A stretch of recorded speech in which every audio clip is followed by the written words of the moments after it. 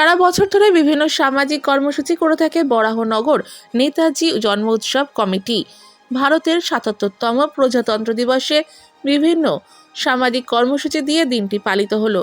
সেই মতো বরাহনগরে নেতাজি জন্ম উৎসব কমিটির উদ্যোগে বরানগরে নেতাজি পার্কে সকালে দৌড় প্রতিযোগিতা, দুপুরে অঙ্কন প্রতিযোগিতা ও পুরস্কার বিতরণী প্রদানের মধ্যে দিয়ে দিনটি পালিত হলো। এর প্রধান উদ্যোক্তা বরানগর পৌরসভার সিআইসি তথা ৯ নম্বর ওয়ার্ডের পৌরপিতা রামকৃষ্ণ পাল। এই দিন উপস্থিত ছিলেন নেতাজি জন্ম উৎসব কমিটির পক্ষ থেকে প্রাক্তন পৌরমাতা সরমা পাল, সঞ্জয় কৃষ্ণ পাল সহ বহু বিশিষ্ট ব্যক্তিবর্গ।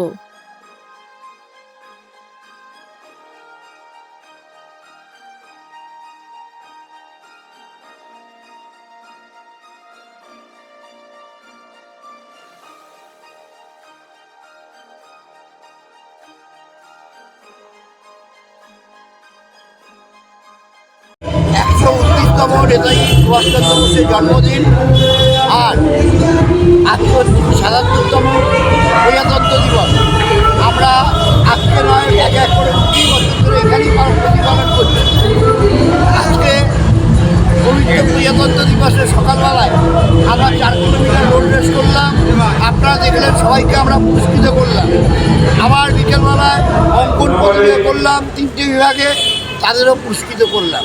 আমরা এইভাবে মানুষকে বোঝাবার চেষ্টা করছি ভারতবর্ষের প্রজাতন্ত্র দিবস আমাদের পবিত্র প্রজাতন্ত্র দিবস ১৯৫০ সালে এই ২৬ জানুয়ারি বাবা সাহেব আম্বেদকর আজকে পৃথিবীর বৃহত্তম সংবিধান তৈরি করেছিলেন, যে সংবিধানে আমরা সবাই গর্বিত।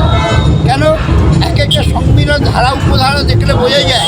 এমনভাবে যদি ১৯৪৭ সাল ১৫ই আগস্ট না হতো তাহলে সংবিধানের পরিবর্তন হতো না। আজকে ভারত স্বাধীন হয়েছে, ভারতবর্ষের মানুষকে লালন পালন করতে হবে, ভারতবর্ষের মানুষকে খেতে দিতে হবে, পড়তে দিতে হবে।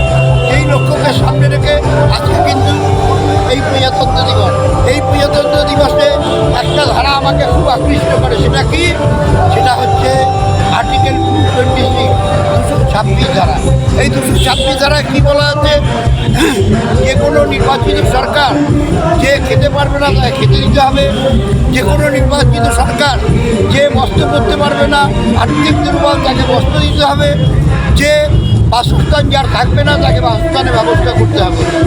আমরা গর্বিত, আমরা আহ্লাদিত।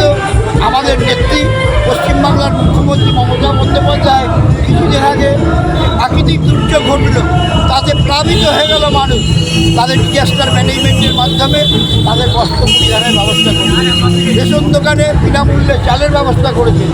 কেন্দ্রীয় সরকার আমাদের সংবিধানের নীতি অনুযায়ী আমাদের সরকার রাজ্য সরকারকে টাকা দেবে, সেই টাকা বন্ধ।